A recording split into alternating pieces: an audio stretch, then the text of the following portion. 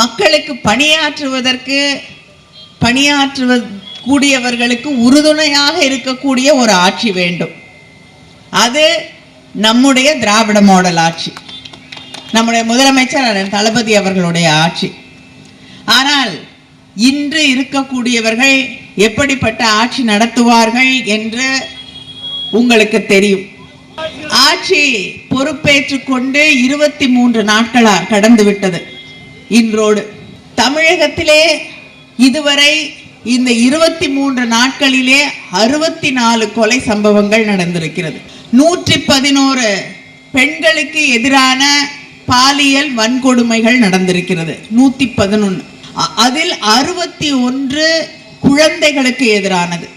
இன்னைக்கு கூட பெண்களுக்கு எதிரான 2 குற்ற சம்பவங்கள் நடந்திருக்கிறது. மதுரையிலே ஒரு வண்டியிலிருந்து ஒரு பெண்ணுடைய இறந்த சடலத்தை எடுத்திருக்கிறார்கள்.